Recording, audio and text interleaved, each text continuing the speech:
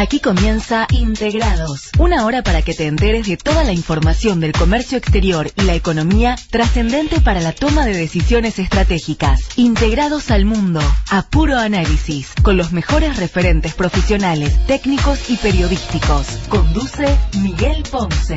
Estás en Integrados, estás en Trade.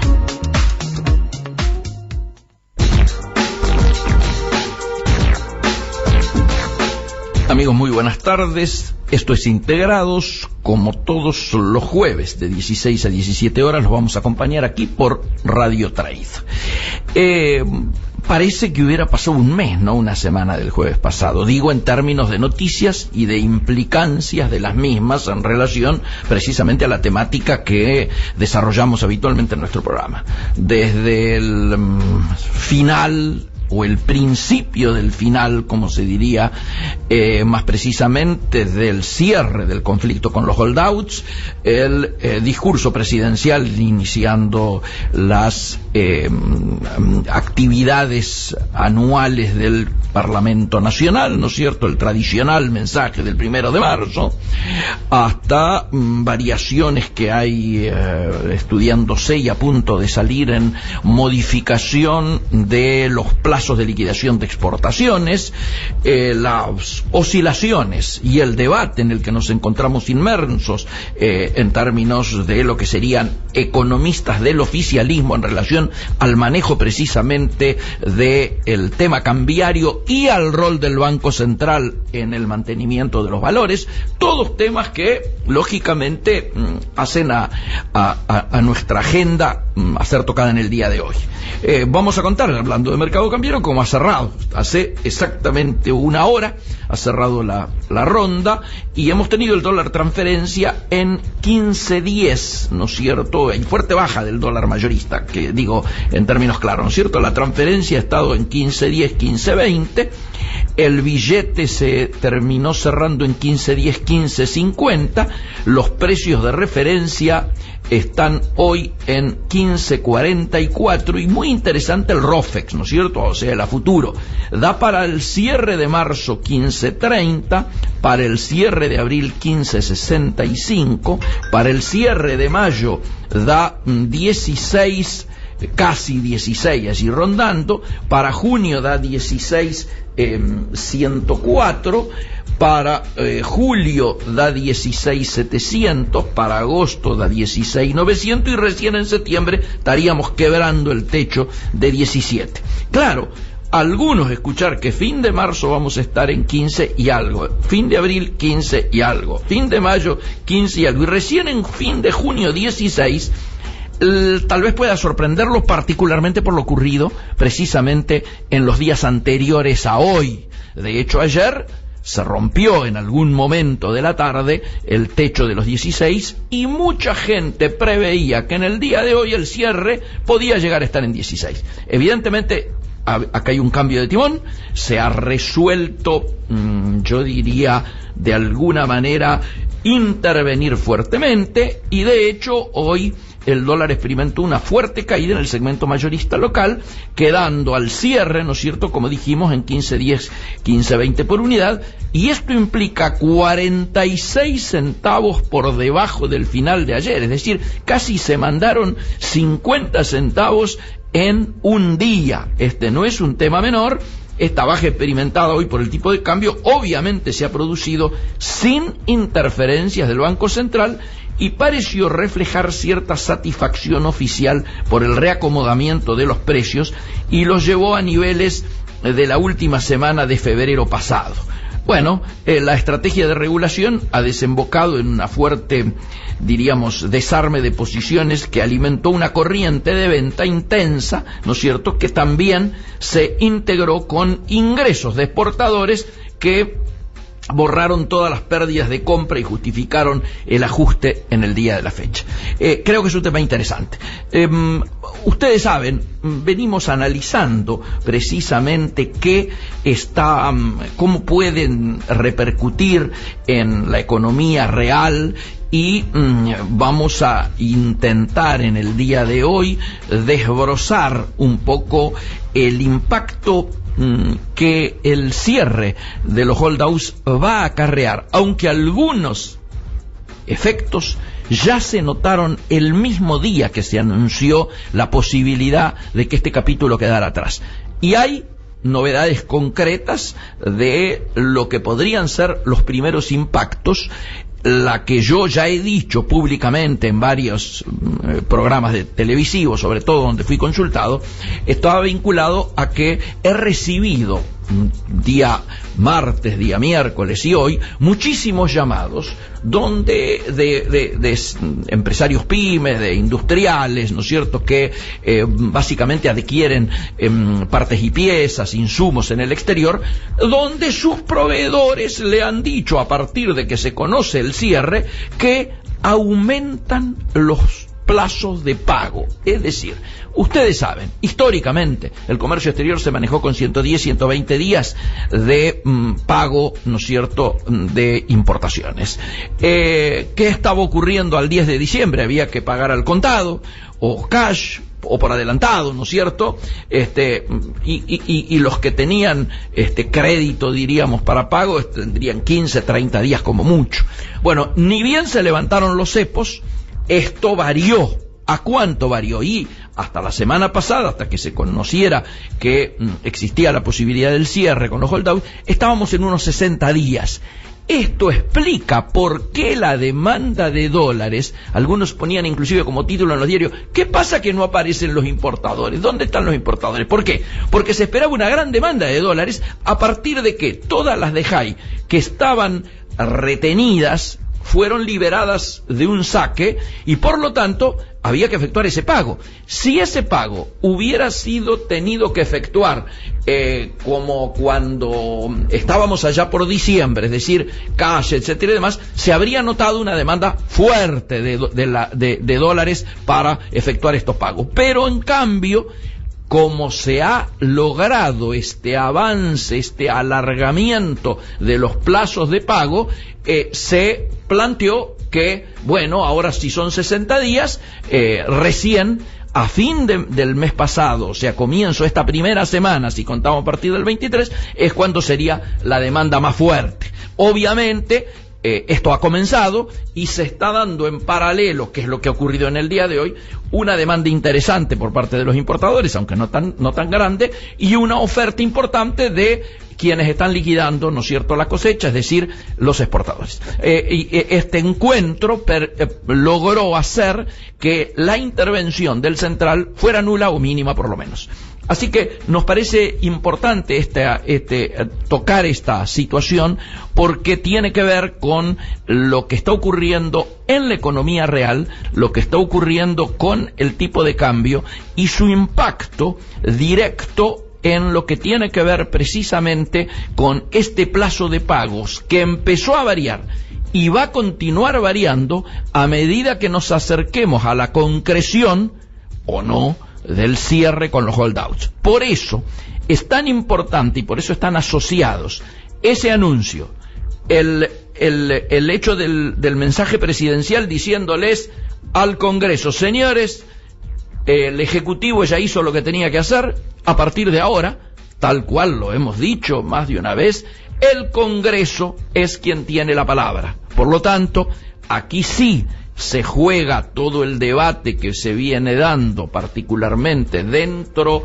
del peronismo, que obviamente continúa teniendo la primera minoría, ¿no es cierto?, en el Parlamento, particularmente en el Senado, donde el rol de los gobernadores es esencial para ver si se produce la aprobación y las modificaciones legislativas necesarias para efectuar el cierre, que permitan hacer los pagos, que permitan cerrar un tema, diríamos, que implicaba el 7% del total del endeudamiento argentino que había quedado pendiente y que lleva casi 15 años. Así que nos parece importante que ustedes visualicen el nexo que hay entre medidas que se van tomando, posibilidades concretas de cerrar etapas pendientes y la economía real. La economía real implica que el crédito comercial está aumentando a partir de expectativas ciertas de que este capítulo difícil de la historia económica argentina termine cerrándose de una manera sensata. Hacemos un pequeño temita musical y volvemos antes de las 7:15 para dar el espacio necesario.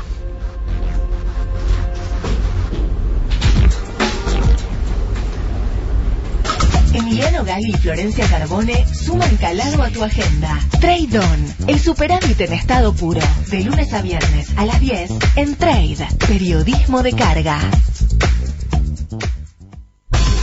A mediados de 2007 lanzó las versiones en francés, alemán y español traducidas por usuarios de manera no remunerada, principalmente para impulsar su expansión fuera de Estados Unidos. Hoy cuenta con traducciones a más de 70 idiomas y ahí también podés encontrarnos. Conectate. Facebook/Trade Radio FM.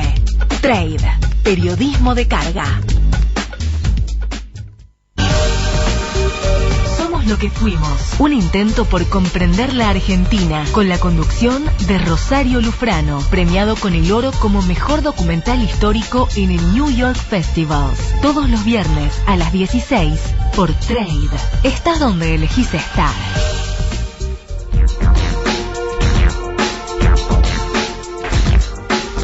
Y comentábamos que teníamos novedades en términos de exportaciones o de exportadores, y la noticia importante, antes de que vayamos a la comunicación en la tarde de hoy, está vinculada a que el gobierno va a extender los plazos para liquidar exportaciones. Hecho absolutamente importante. Ustedes fíjense, esta norma, que era del 2012, ¿no es cierto?, redujo ese periodo y hubo sectores obligados a ingresar dólares hasta en 15 días, luego se amplió a 30 y ahora, si todo anduviera bien, tal vez vamos a 180 días. Pero este tema, sin duda, que tiene que ver con el comercio exterior y que también impacta en la integración, vamos a tocarlo con el invitado anunciado para el día de hoy, el ingeniero Carlos Restaino, que ustedes saben está a cargo de la comisión, nos va a explicar él bien, de integración de la Cámara Argentina de Comercio, y es un especialista de todos estos temas y por eso lo hemos convocado para la tarde de hoy. Carlos, ¿nos estás escuchando? Sí, claro, Miguel, estoy acá. Pero qué alegría, Carlos.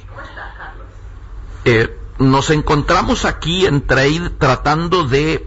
Vos habrás visto el adelanto que hemos hecho a través de las redes sociales, que ha tenido mucha repercusión, poder salir del análisis en el que lógicamente se dedica más tiempo y más espacio en el periodismo, que es si se cierra, si no se cierra, qué pasa con el Congreso, qué deja de pasar. Y a mí me interesaba que nos dieras una visión, antes de entrar en temas más específicos, de cómo vos pensás o crees que el cierre de este tema, que lleva casi 15 años, ¿no es cierto?, pendiente, y que implicaba el 7% de todo el endeudamiento argentino, cómo va a impactar en la economía real, la que está más cerca tuyo, la que nos toca cotidianamente convivir. Bueno, yo creo que hay muy buenos profesionales que están dando su opinión y difundiéndolas, ¿verdad?, a nivel técnico. Yo creo que quizás conviene y pretendía dar una visión algo más macro, ¿verdad? Como vos decís muy bien, ¿cómo impacta esto en la economía real? Sí, sí. A ver, los 15 años que venimos negociando, ¿verdad?, se parecen bastante a los casi, yo diría 20 y pico, o 21, que estamos negociando con la Unión Europea, ¿no? Cierto. Claro, más o menos. No hay ninguna comparación excepto los plazos, ¿verdad? Sí. Son temas exageradamente graves, importantes, que en algún momento todos pretendemos que tengan alguna conclusión. El caso de los hollouts seguramente va a tener una conclusión que no va a ser de ninguna manera liviana, por decirlo de algún modo. Ajá. Vamos a tener que pagar lo que los técnicos dicen que tenemos que pagar. Es un compromiso que adquirió el país, no nos olvidemos de esto. Es un compromiso del país, más allá de las circunstancias y de lo que ha pasado después. En el inicio, el país firmó unos documentos diciendo que iba a que pagar. Pasaron 15 años, no pagamos, se fueron complicando las cosas. Da la impresión de que este equipo nuevo ha encontrado una forma de pagar lo menos posible, ¿verdad? Así es. En lo que a mí respecta, si yo estuviera en el Congreso y tuviera poder de decisión, no tengo la menor duda que avalo lo que se hizo en los últimos 2 meses, ¿verdad?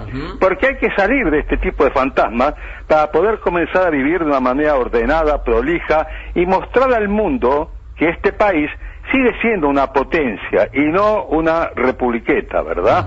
La única manera de llegar a hacer eso es comenzar a prolijar la mesa que tenemos frente a nosotros.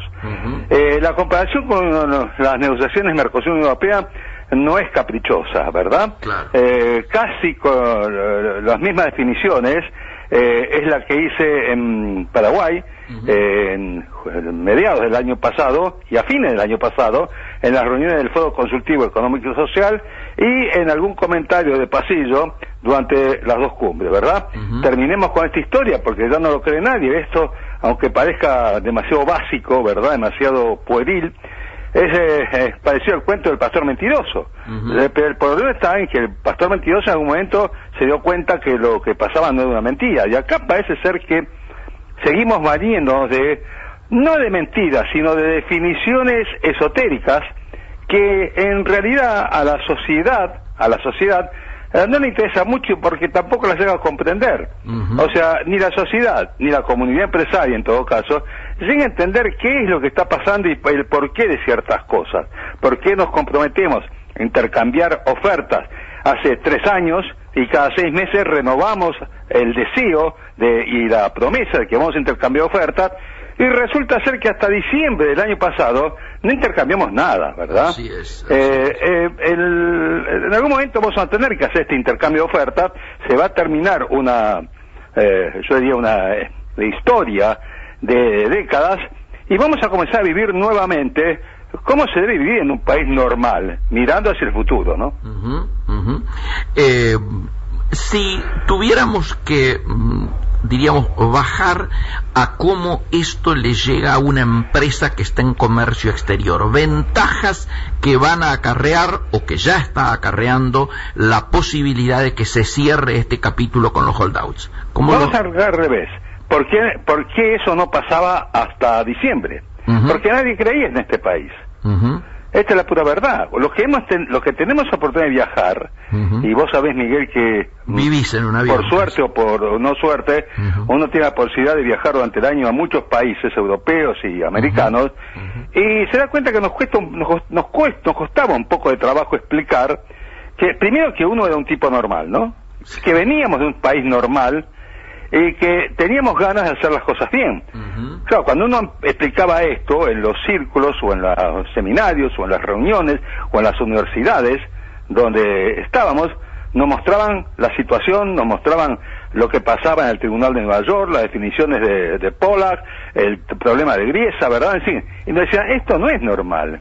A mí en algún momento me dijeron, y esto lo digo con el mayor de los respetos, un país normal no tiene un presidente que dice estas cosas en una universidad, por lo que decía nuestra presidenta, ¿verdad? Eso no es un país normal, eso es un país anormal, porque el comportamiento era más parecido a países anormales, y no quiero hacer mención ni a ninguno, pues me sale inmediatamente a nivel de país americano, Venezuela, que a los países normales. Los países normales no tienen presidentes que hablen de esa forma, ¿verdad? Bien, pero de cualquier manera, esto es con relación a los que escuchaban, ¿verdad? Más allá de opinión de los que escuchaban. Entonces costaba un poco de trabajo explicar que es conveniente invertir en nuestro país, es conveniente aumentar la exposición que hay de la empresa y los productos en nuestro país. Yo me he cansado de hablar de la posibilidad de tomar a la Argentina como centro de distribución para el Mercosur, haciendo un encadenamiento inclusive de los regímenes de origen, pero francamente uno se da cuenta que el mensaje nunca llegaba a destino. Claro. Esperemos que con este cambio de estrategia política de la nueva administración, estos mensajes lleguen a destino. Yo no me baso, Miguel, y me parece importantísimo que en el viaje del presidente de Estados Unidos haya empresas de primera línea que hayan comprometido una inversión, ¿verdad? Y que esto haya sido publicado. Bueno, está bien, pero me parece que son noticias de etapa, en esta etapa, en este periodo. Yo no quisiera que todo esto sea noticia de etapa. Yo lo que deseo es que esto sea normal, que una empresa venga acá e invierta o aumente su capacidad productiva o se instale, ¿verdad? O genere empleo genuino, como dice el presidente, y se expanda, ¿no? Y desde Argentina se expanda territorialmente hacia Sudamérica o hacia América Latina y después mirando al exterior, ¿no? A mí me interesa eso, que no sea una noticia de excepción, sino que sea lo normal. Correcto. Te llevo a, ya dando, diríamos, por sentado que seguramente estas negociaciones van a terminar positivamente, te llevo a un terreno más cercano y que te tiene como protagonista, que es precisamente el tema de la integración.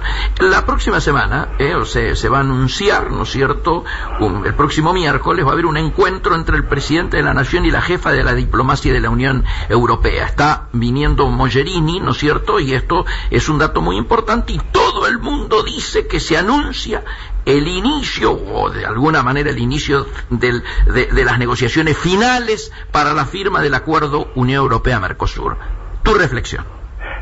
Primero es un problema lingüístico y o de vocabulario, ¿verdad? A ver. Mucho periodismo confundió a la opinión pública. Sí. Porque habla de negociación, se va a cerrar la negociación, también en Europa, periodistas europeos en diarios europeos publicaban que se cierra la negociación, que se va a firmar. Primero, la negociación, acá la palabra negociación no cabe. La negociación siempre estuvo, digamos, caminando, por llamarlo de algún motivo, ¿no? Alguna manera. En el 2004 estuvimos muy cerca de cerrarla, eso es verdad, y después como que volvimos para atrás. En lo que a mí respecta, mi lectura es que volvimos para atrás. ¿Por qué? Porque volvimos a comenzar a revisar todo lo que ya estaba cerrado.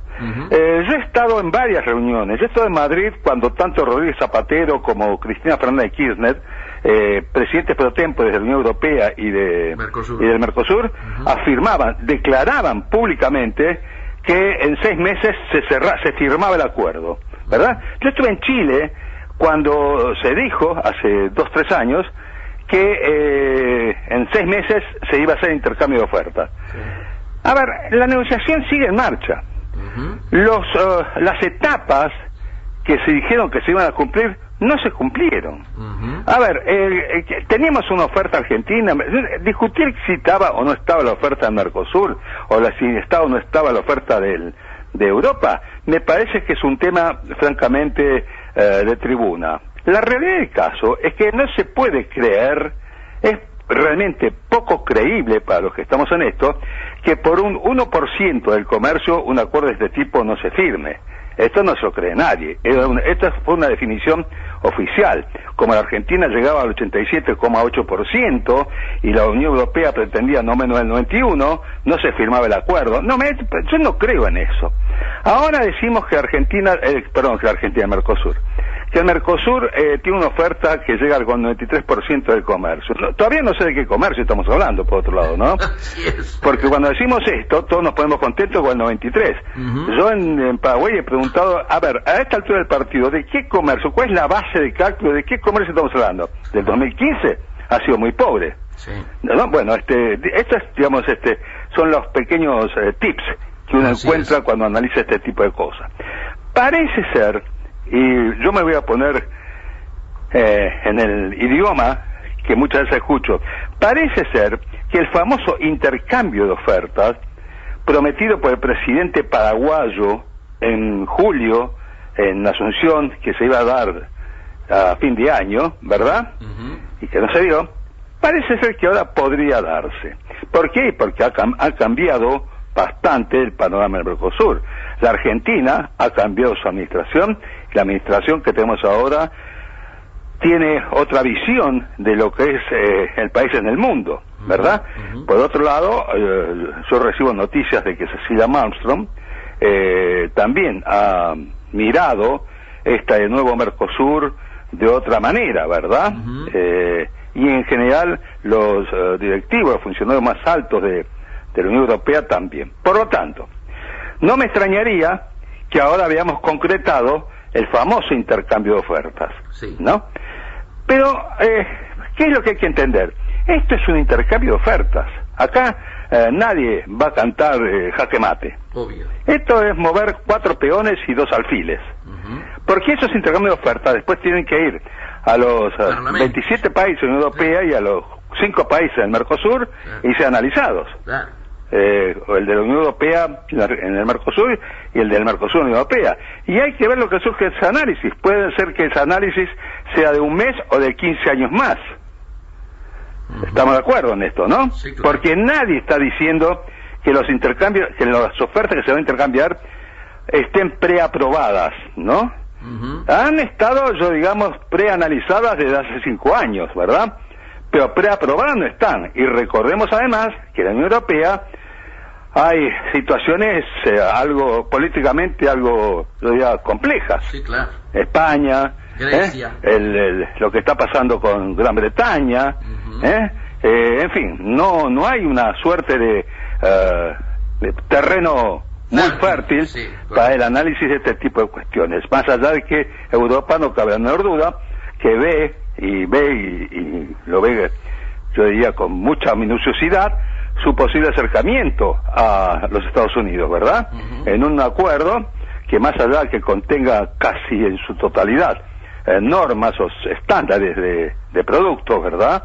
Bueno, va a generar en el mundo, va a tener en el mundo un impacto muy particular, ¿no? Sin duda. Concretamente, sí, es posible que ahora vayamos adelante con el intercambio de oferta, y yo diría de igual manera en que fue posible en 2004, claro, ¿no? Es posible. Claro.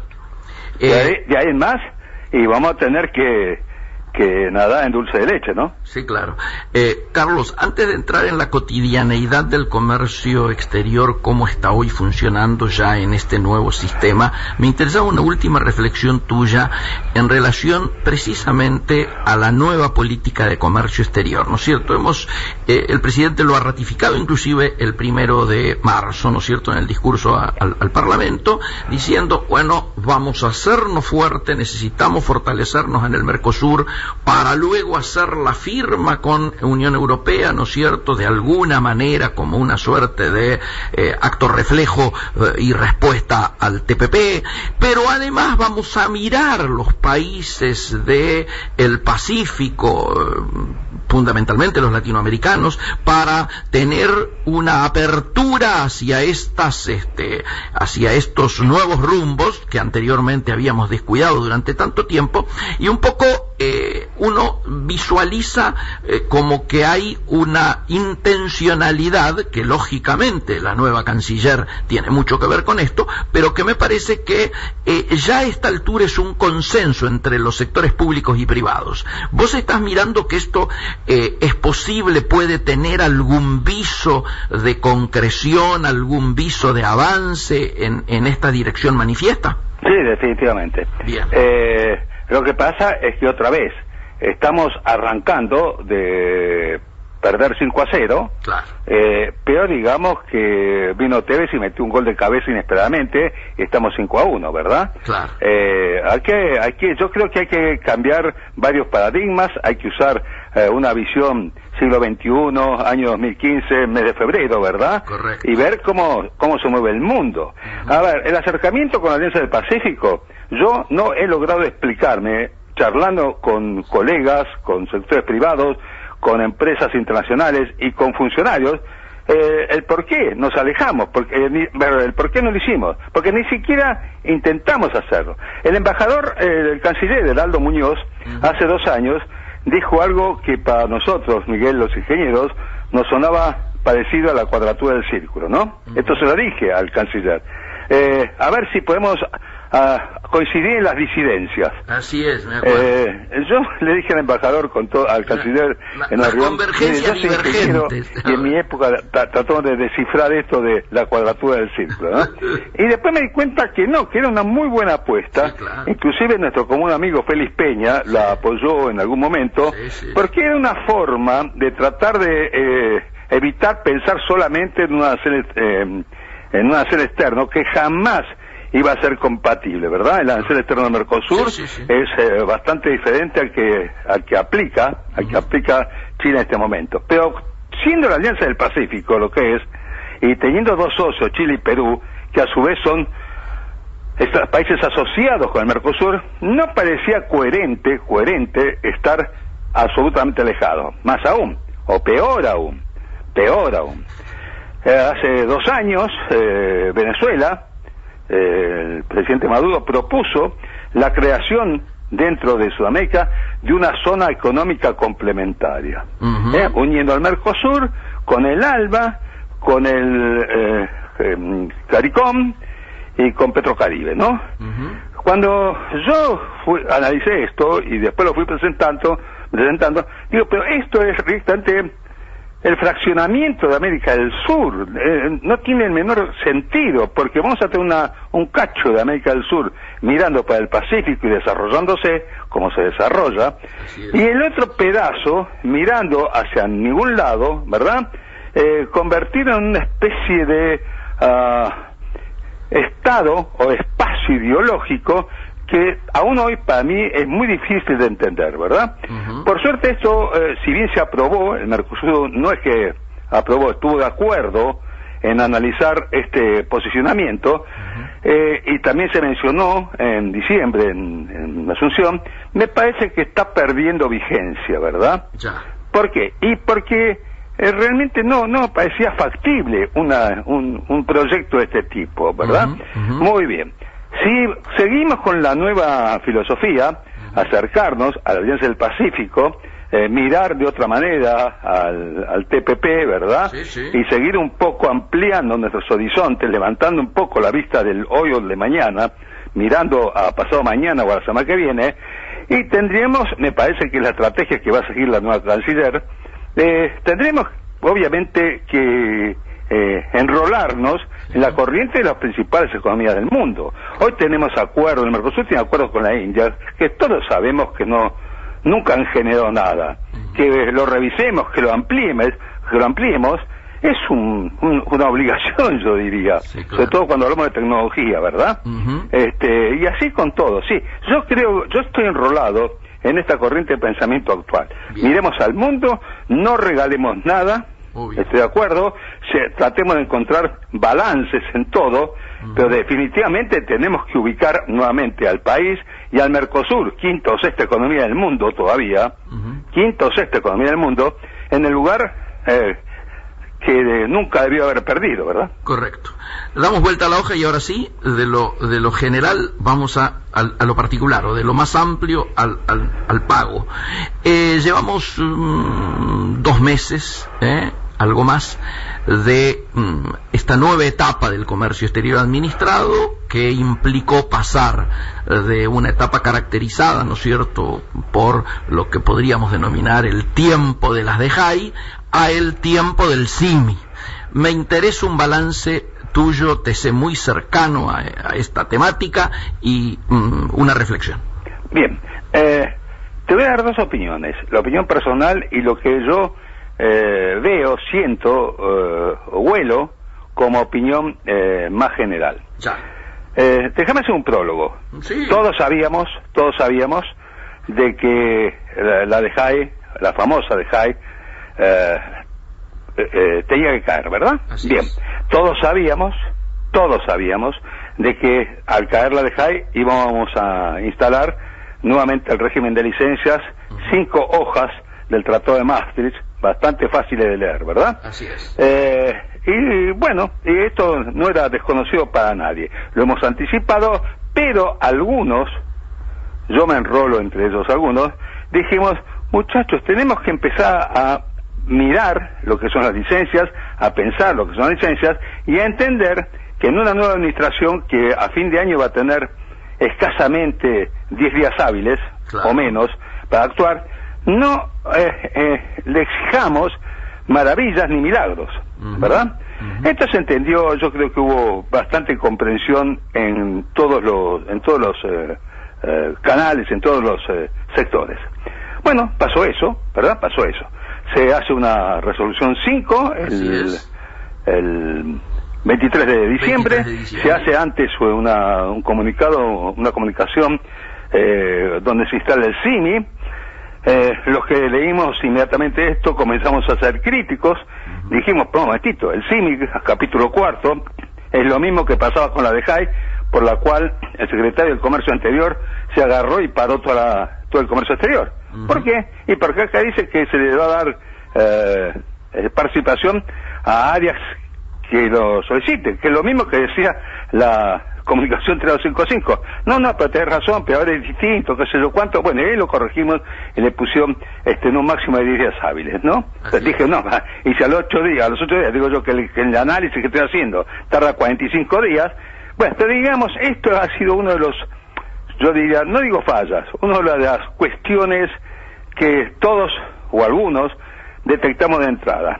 Que en el CIMI salga una licencia con una vigencia de 180 días y que en la resolución 5 se diga que la vigencia tiene 90 días, creo que inmediatamente fuimos a verlo, a los funcionarios, hay un error. Bueno, este tipo de discrepancias, lamentablemente, todavía no se ha superado, ¿verdad? Todo el mundo entiende que es una discrepancia, a nivel funcionario nos dicen, sí, hay que corregirlo. Otro dice, no, mira, la vigencia de la licencia automática es de 90 días, pero va a ser de 180, pues, pero pongámoslo por escrito. Muy bien. ¿Verdad? Muy bien. Señor. Pero este tipo de discrepancias, a mí me parece, yo siento, y este tipo de defectos o errores humanos, por la rapidez con la que se tuvo que trabajar, tuvo, yo digamos, una suerte de mirada benévola en los primeros días de enero, la primera quincena. Así es. Yo me animé a decir durante todo enero. Sí, hubo una paciencia tolerante. Una tolerancia normal, porque aparte, y esto también es verdad, encontramos buenos canales de diálogo, sí, señor. Y veíamos que cuando hablamos de esto se entendía, y la intención era corregir. Hubo algunas correcciones, no todas las que pretendíamos. Me permito recordarte que anteriormente, para los que estén interesados en los temas de seguridad eléctrica, la administración anterior había emitido 2 resoluciones nuevas, la 404 y el 508, que dinamitaba todo el tema de seguridad eléctrica, ¿no? Sí. Aparte, resoluciones que ni siquiera fueron consensuadas con ningún sector privado, ninguna cámara, ni siquiera con la coordinadora de cámaras, ¿no? Pero en fin, bueno, digo esto porque todavía están vigentes. Sí, señor. No, pero las vamos a corregir. Bueno. Pasó enero. Se comenzó a manejar, la licencia automática comenzó a salir, no hubo mayores problemas, pero febrero ya como que la tolerancia se iba reduciendo.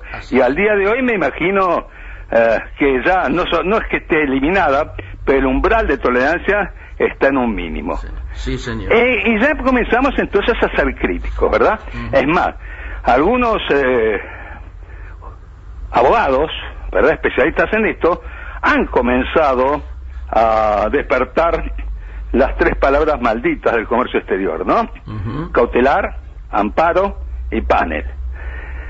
Yo tengo la virtud de que se me reconozca, porque en mi seminario, junto con grandes amigos abogados de los estudios más importantes, he dicho públicamente, no admito que el comercio exterior de mi empresa la maneje un abogado. Es así, ¿no? Obviamente nos reíamos, pero cuando hablamos de esto era el único camino para sacar una DEJAI, ¿no? Así es. Ahora estoy repitiéndolo, yo sigo sin admitir que el comercio exterior para un especialista del comercio exterior, no para un abogado a través de juicios que llámense como se llamen, son actividades judiciales, en lugar de ser actividades de un técnico, de un profesional del comercio exterior que sabe lo que es un valor FOB y sabe lo que es el costo de un flete, ¿verdad? Total de acuerdo. Pero veo que esto ya se está repitiendo a menudo. ¿Cuál es el problema? El problema es que, opinión personal, a mí me da la sensación que se ha desbordado tras el tema. Hay demasiadas licencias no automáticas que no están saliendo, demasiadas. Yo hago también una corrección lingüística. Hasta donde yo sé, la OMC no habla nunca de 60 días. La OMC dice 30 días. Y hasta 60 días en casos especiales, ¿no? Y ahí lo describe, ¿verdad? Sí. No importa, digámosle que como estamos comenzando, asumamos 60 días, ¿no? ¿Están saliendo las licencias de los 60 días? Y no. Entonces comenzamos a decir, pero pará, si a mí no me sale esta licencia no automática por un rulemán, por una parte y pieza, por un motor trifásico o por un termostato, en una semana pago la producción. Claro. Entonces llamamos, tratamos de comunicarnos y la licencia sale, por excepción. Lo que yo estoy diciendo ahora es, por favor, terminemos con la palabra excepción. La excepción es excepción, no es normalidad. Vayamos a la normalidad de tal manera de que lo que sea excepción no se aplique como excepción, ¿verdad? ¿Qué quiere decir con esto? A mí me parece que es posible que haya un desborde de documentación, de pedido de licencia automática, de necesidad de análisis, y me da la sensación de que no hay mucha mano de obra para hacer el estudio. Y esto está creando un bloqueo. Así es. No creo que los funcionarios imaginen escuchar de alguna empresa amparo, cautelar o panel. Claro. Creo que yo si fuera funcionario no quise escucharlo. Para nada. Pero alguna medida van a tener que tomar porque realmente, si bien están empezando a salir las licencias no automáticas, no es que no salgan, No. Están empezando a salir, el flujo no es el que hubiéramos esperado. Correcto. Te hago una pregunta. ¿Vos entenderías que lo sensato sería como, diríamos, dos tiempos o dos medidas? La primera medida, sacar automáticamente de ese listado aquellas posiciones arancelarias de NP, o sea, de no producidos en el país, y luego hacer una revisión de las que quedaran. Hubo una resolución 7, así es, que nunca se puso en vigencia, se explicitó bien por qué salió, por la cual muchos elementos, muchas posiciones que estaban en licencia no automática pasaron a ser automáticas. Al revés, de licencias automáticas pasaron a ser licencias no automáticas. Así es. Si uno revisa eso, se va a dar cuenta que hay varias de los capítulos 72, 82, 84, ¿verdad?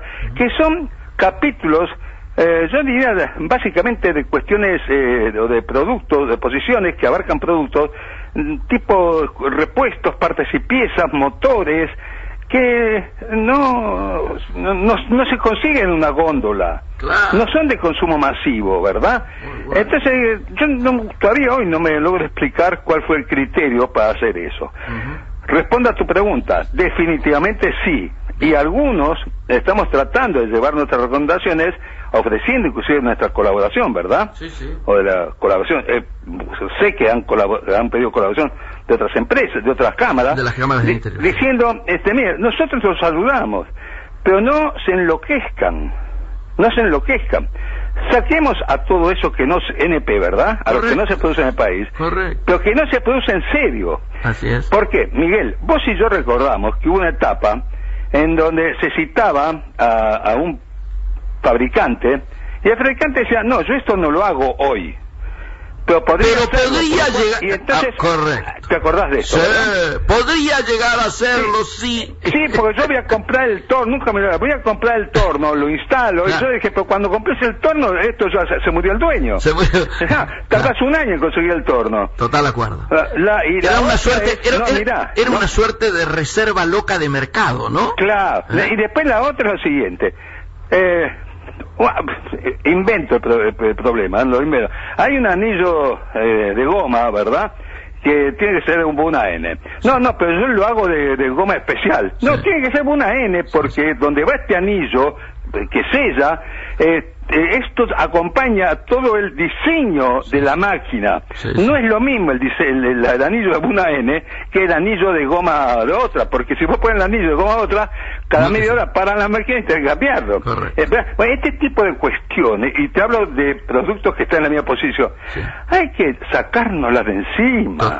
Total acuerdo. Es más, si querés te cuento algo mucho más sectorial. Último, que estamos corriendo con el reloj. Adelante. Sector juguete tiene más de 270 importadores. Sí. más de 270, 280 importadores, ¿verdad? Sí. En la estadística. Pero por favor, metamos en la estadística y no jorobemos de los 270 con 180. Claro. Si piden, firmémosla, porque piden de a $1. Sí. Centrémonos en los 10 o 15 o 20 importadores más importantes que hacen al 80%, 90% del volumen. Correcto. Y de estos, tratemos de ver cuáles son los puros, los que realmente tienen antecedentes en el sector, y no los golondrinas o las empresas que cambian de razón social cada 6 meses. Correcto. Para esto, las cámaras pueden dar una mano enorme. Tienen que citar a las cámaras y pedir ayuda, y se van a dar. Total acuerdo. Carlos, la próxima vez te citamos aquí en la radio y charlamos mano a mano. Fue excelente tu participación. Te mando un gran abrazo. Gracias, Miguel, a tu disposición. Muchísimas gracias. Ustedes lo escuchaban, Carlos Restaino, el ingeniero Carlos Restaino, que dirige la Comisión de Integración de la Cámara Argentina de Comercio. También recuerden que los invitamos a nuestra página de Facebook, Integrados Radio Trade FM, para que puedan hacer todas las preguntas. Todos los días estamos colgando diferentes noticias. Vamos. Trade, espacio publicitario. Entrevistas, lanzamientos, moda, espectáculos, gastronomía. Un magazine semanal con aroma y textura propios. Backstage, con la conducción de Pía Marcollese, los martes a las 17 en Trade. Primer programa de la radiofonía argentina en simultáneo desde Sao Paulo y Buenos Aires. Actualidad y Mercosur, los lunes a las 19 en Trade. Fin espacio publicitario. Intégrate, sé parte de nosotros y compartí la mejor información del comercio y el mundo. Seguí escuchando Integrados con Miguel Ponce hasta las 17 en Trade. Magnífico. Luego de la excelente, yo diría, charla con Carlos Restaino, que nos ha clarificado, yo diría, 2 grandes capítulos. Por un lado el tema integración y por otro lado el tema de cómo está funcionando, ¿no es cierto?, esta etapa de comercio exterior administrado, particularmente desde la economía real, dando ejemplos muy concretos de las limitaciones que tiene el SIMI, ¿no es cierto?, el Servicio Integrado de Monitoreo de Importaciones. Laurita, recordamos las coordenadas de nuestras páginas y a su vez también cómo la gente puede comunicarse con nosotros. Bueno, entonces ya saben que en nuestra página de Facebook, Integrados Radio Trade FM, pueden hacer cualquier pregunta. Todos los días estamos subiendo noticias económicas, comerciales con Miguel Ponce, que últimamente también debemos recordar que ha estado en el canal CN26 y que ha tenido muchas aportaciones interesantes a nivel comercial, ¿o no, Miguel? Así es, C5N, te recuerdo porque el otro está con un grave problema. Uy, perdón. Bueno, y también nos pueden llamar, ¿no es cierto?, aquí a la radio. Esto está a través de la red teníamos un teléfono que puede ser el 4-516-0169. El Twitter, @Trade Radio FM, el Facebook también de la radio es Trade Radio. Y el correo. Y se encuentra en Instagram, Trade Radio. Además de eso, pueden sugerir noticias. Pueden tener todas las preguntas que ustedes quieran. Vamos a solucionárselas por Facebook. Y por supuesto, Miguel va a estar aquí todos los jueves y pueden decir lo que quieran. Vamos a refrescar un temita que habíamos empezado a tocar cuando recién estábamos por comunicarnos con Carlos, que es una novedad importante.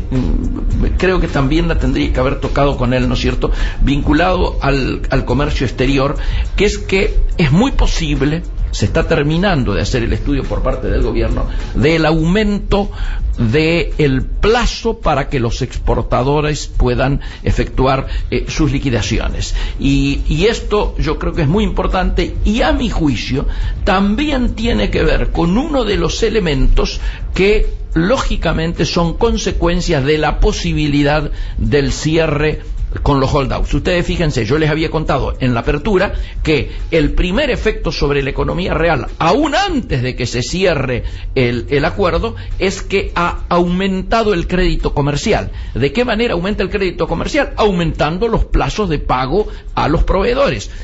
Acercándonos a aquel histórico en el que estábamos acostumbrados, que tenía más que ver con 110, 120 días. Bueno, en estos momentos ya estamos superando los 60 días.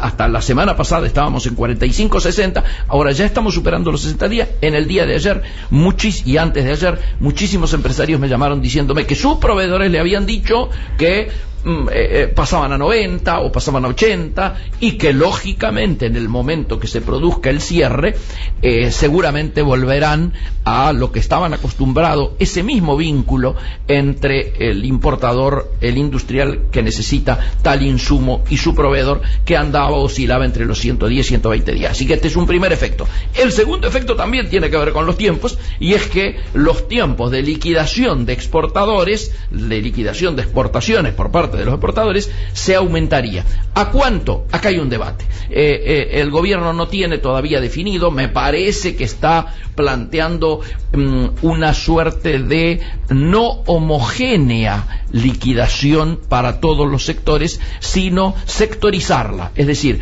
que en algunas ramas de la actividad comercial y exportadora se liquida en un determinado tiempo y en otras en otro. Yo creo, y lo he escuchado al amigo Funes de Rioja particularmente, pedir que se unifiquen todos los sectores y que nos acerquemos a los 180 días como posibilidad para la liquidación de las exportaciones. ¿Qué hay atrás de esto? Obviamente tiene que ver con el manejo de las reservas en el central. Mientras el gobierno esté necesitado de ir recomponiendo las reservas en el Banco Central, va a intentar que el plazo de liquidación de las exportaciones sea lo antes posible. Y que el plazo de pago de importaciones sea lo más lejos posible, de manera tal de que la balanza y las reservas vayan aumentándose gradualmente. Obviamente, desde el sector privado, que también mira con inquietud el nivel de reservas del central, sin embargo, hay una cosa, yo diría, un poco más egoísta, para decirlo de alguna manera. Los exportadores están tratando de liquidar sus exportaciones lo más lejos posible, inclusive especulando con que el dólar en esos momentos esté más elevado, y los importadores están intentando tratar de traerlo, diríamos, de efectuar los pagos, también luego sin la especulación del valor del tipo de cambio, ¿no es cierto? Está más vinculado a la lógica que tiene todo proceso productivo comercial, en la cual cuanto más alejados sean mis pagos, tengo más garantías de que ya he vendido, ¿no es cierto?, lo que he producido, y por lo tanto estoy disponiendo de divisas, ¿no es cierto?, para poder hacer los pagos que son necesarios para el mantenimiento de la operatoria industrial y comercial. Estamos llegando al final del programa. Estamos muy conformes con la entrevista realizada y con haber podido tocar en el día de hoy los temas más calientes, yo diría, que hacen a la agenda del comercio internacional. Laurita, un final. Bueno, muchas gracias a todos por haber asistido prácticamente. Bueno, he escuchado todos los jueves, ya saben que estamos aquí. Les volvemos a recordar, Integrados Radio Trade FM. Ya saben que todo lo que necesiten va a estar ahí, y todas las noticias de actualidad, comercio, allí también estarán. Hasta el próximo jueves, como siempre, a las 16 horas. Chao.